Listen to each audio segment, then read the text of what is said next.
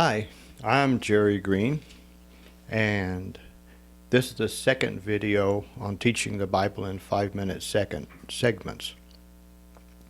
Today I'm going to be talking about sowing and reaping, obedience and disobedience. Sowing and reaping. It isn't just a Bible term, but it is seen in all phases of life. Everywhere you go, you see sowing and reaping. The farmer in the field, of course. Another way of saying sowing and reaping is cause and effect. Everything has a cause and everything has an effect. For every action, there is an opposite action. Let's say if I push a cup here, I can feel the pressure on my finger and I can hear the noise of it. There's a give and take for everything. In high school, I learned about the law of thermodynamics, which is that matter and energy never disappear. They just change from in one form into another. God, the Creator, when He made the universe, He made everything with cause and effect. And when He created angels, He made them perfect in all their ways. From the day that they were created, they were all made perfect. And then one day iniquity was found in one of their hearts. One of the angels, his name is Lucifer. And he chose a different route to go.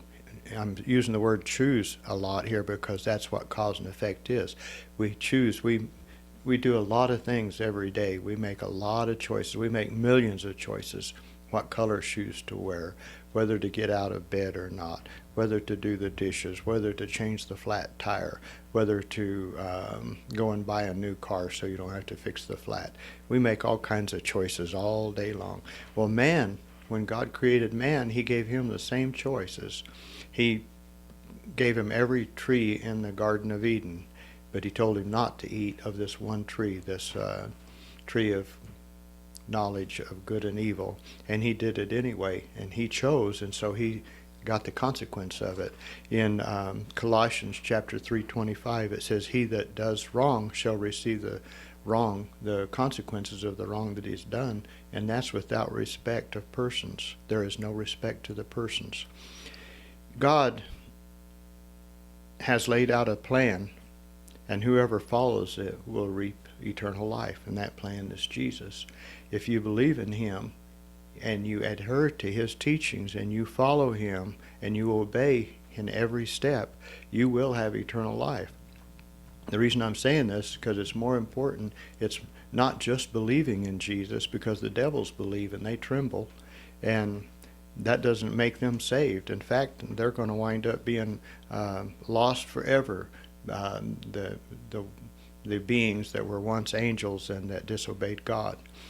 So sowing and reaping, if you sow to the wind, you'll reap the whirlwind. That's what it says in Hosea 8:7.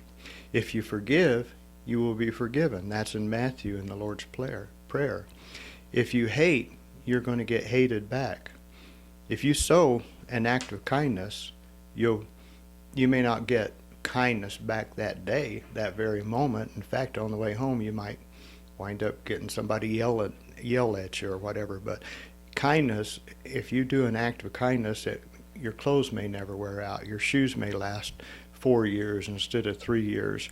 If you sow time with someone, like a grandchild or someone in need, you may have lost time that you could have been doing things that you feel are important, that you feel is important, but before you know it, you'll be inventing something that you've never even thought of before, and it'll be well worth your time, because God makes up for everything.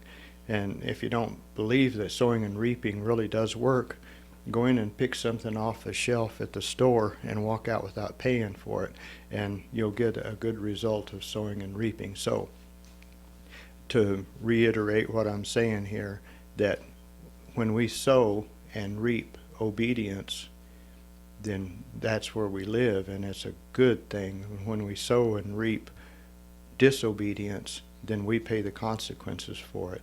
That's the cause and effect. Well, thank you, and that's the end of my 5-minute video, and we'll see you again. Bye-bye.